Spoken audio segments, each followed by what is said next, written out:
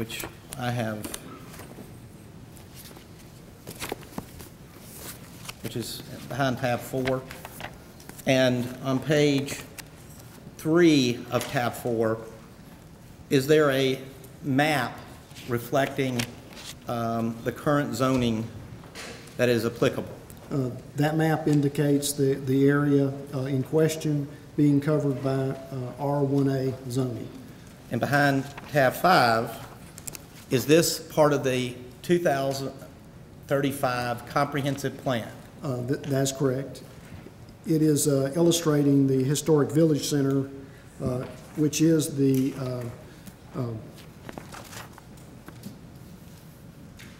historic village center. Does it cover part of the property? Yes, it covers the part of the property or in question that is the access going to between Old Highway 25 and New Highway 25. So it's going through a historic village center designation? Correct. And will you please describe what the County Commission passed as the intent behind the historical village center designation? Historic village center, areas of important historical significance of Sumner County and legacy as a cultural center, a variety of land uses, commercial services mixed with smaller residential lots and community facilities. Emphasis on the character of the village center that maintains the area, history, and culture. To go on, some of the other uses or restraints that are put on that site is protection of natural resources. This is under historic village center. Efficient transportation, maintain sense of community, rural preservation, economic enrichment, historic conservation and enhancement, ensure ability of services, viable agricultural, and preserve urban centers, and provide housing options. Once you get past the front part of the property, is part of the property in a rural designated area?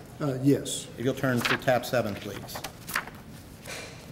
The second page is, again, a definition of what a rural area should be. Will you please explain to the board what is defined there? Areas having significant value of continued agricultural purpose and rural way of life in the future. And this is predominantly rural and agricultural uses, very low density, structure height of 1 to 2 stories, emphasis on maintaining rural atmosphere and surroundings. Typical street patterns, pedestrian accommodation, bicycle accommodation, mass transit considerations. But therefore also protection of natural resources, maintain sense of community, rural preservation, viable agricultural, historic, conservation, and enhancement. Let's first talk about the part of the rock quarry that's designated a historical village center.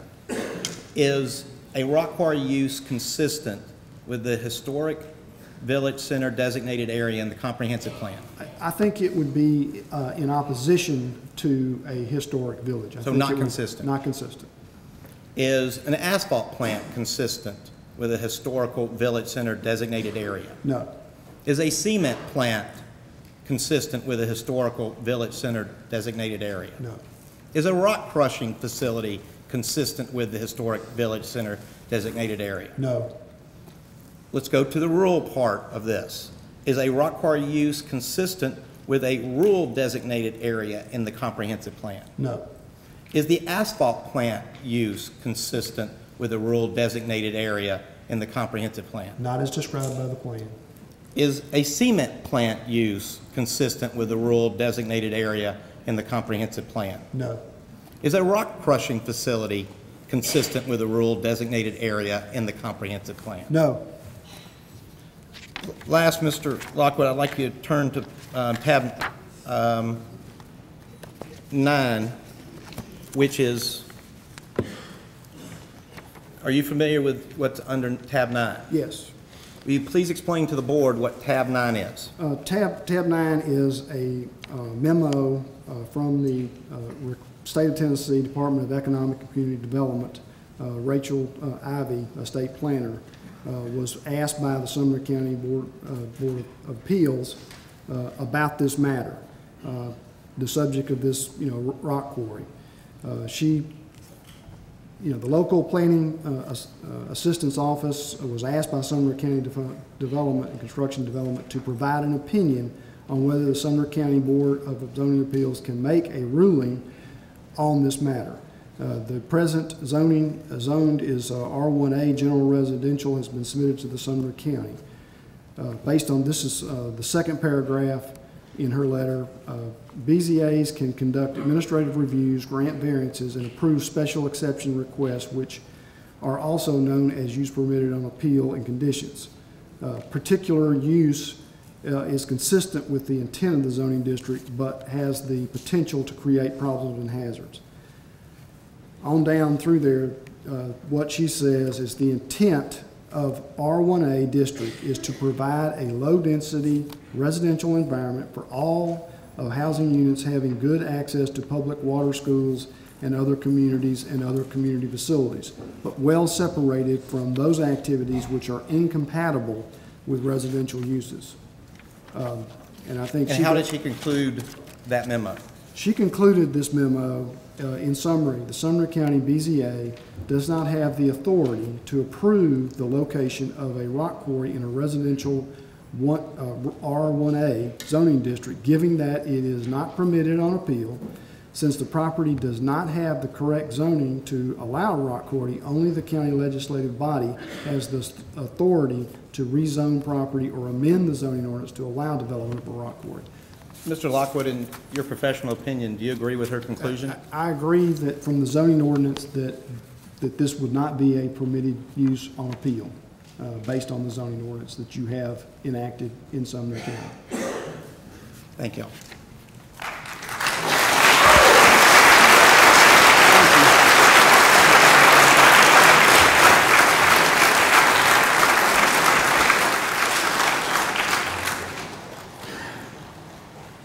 I'm pleased to introduce to you Mark L. Burton with the University of Tennessee. He is the Director of Transportation Economics. He is now going to give you his expert opinion on what the economic impact of this project would be on the area. Mr. Burton. Good evening. I asked whether I'd have 50 minutes or 75, and they kind of told me that I was out of business, so I'll try and be brief. There are a lot of people that will tell you they don't like rock quarries. I'm not one of them. I like them. I like coal mines. I like train yards. I like things that are big. I like things that are industrial. What I don't like as an economist are people taking economic issues and twisting them for their own purposes and in neglect of the truth, and I'm afraid that that's what we have here. So let me say this as quickly and simply as possible. The notion that the proposed facilities will provide any sort of meaningful, measurable economic improvement in Sumner County is silly. I tried all the way over to come up with a better word. I'm sorry, that doesn't sound very professional, but it is in fact silly. From beginning to end, from investment through development to operations, while this may be a great business venture, it's not one that will have any sort of economic import for the county. The investment, they note $15 million. I have no doubt that that's an accurate figure. But that investment means nothing to the county economically. To the extent that it represents land purchase, that's a transfer of wealth from one form to another. To the extent that there's preparation of the property, that's preparation that will likely be planned and executed by people outside the county. To the extent that there's equipment placed on the facility, that's equipment that will be manufactured and purchased outside the county. Once the facility is in operation, they note that the combined facilities will employ somewhere around 130 people. That's a fairly charitable estimate. Given my experience in this area, that's pretty big. But even if that's true, there's every probability that a number of those employees and a number of the dollars that they'll be paid will be from outside Sumner County. Many of the tasks involved are specialized tasks that require people with experience who likely live and work outside the county now who will be drawn here for employment. That's not a bad thing, but it's not something that is particularly important to the residents of this county. There are the fiscal issues as well. The property tax that is represented here is negligible. The sales tax will require a sales base of somewhere around $20 million a year in order to generate the annual sort of sales tax revenue for local option for the county that they suggest. I'm curious about that number. I'm curious about who that $20 million in sales will be to and whether or not they are in any way exempt from various sales tax instruments. I don't know the answer to that, but I would certainly want to know. Again, I'm asked to be brief. I certainly like a lot of projects and I love business, but from an economic development, economic well-being standpoint, this is just not a project that offers this county anything that should be considered. Thank you.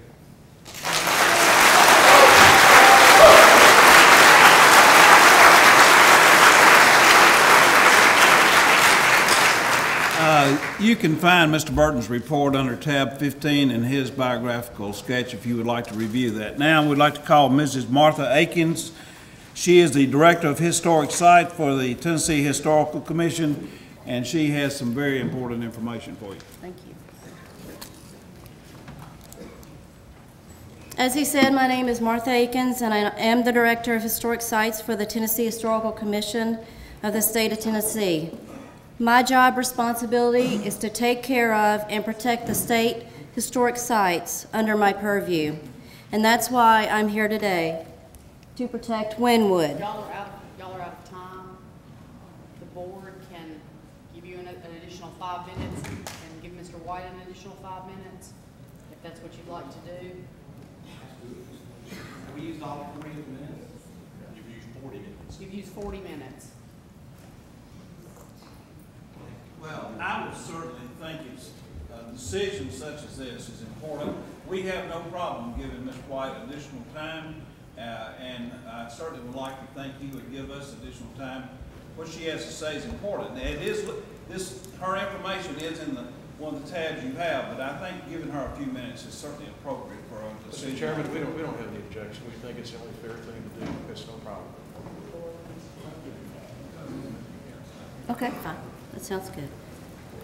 So I'm here today to protect Wynwood, Hawthorne Hill, Cragfont, other state properties that I'm not responsible for but have a vested interest in is Cheskiki, Bledsoe Creek State Park.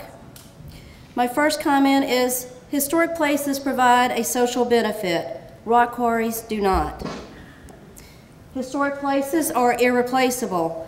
We're in the process of spending $6 million for Wynwood's restoration following the 2008 tornado. Hawthorne Hill is in a fragile state. The eastern wall is slowly delaminating from the structure, but it's restorable at this point. Experts say blasting will cause the exterior wall failure. Its rare decorative painting dating to the early 1800s is documented here in this book. When blasting causes the delicate plaster to fail, the stenciling goes with it. This part of history is irreplaceable. These historic structures are not designed or built using materials or methods meant to withstand rock quarry blasting. The historic view shed, once compromised, is lost. The landscape gives historic places a sense of context, a sense of belonging to a certain place and time. The rock quarry will devastate the historic viewshed forever. Underground archaeological deposits such as slave cabin, building foundations, and pottery, not yet excavated on state property, have the potential of being damaged during earth movement created by blasting, as noted in a similar case study.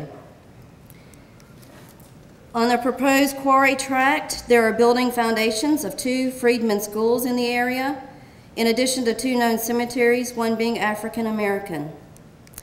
The state archaeologist strongly recommends an archaeological evaluation to the tract due to potential burials or other cultural features.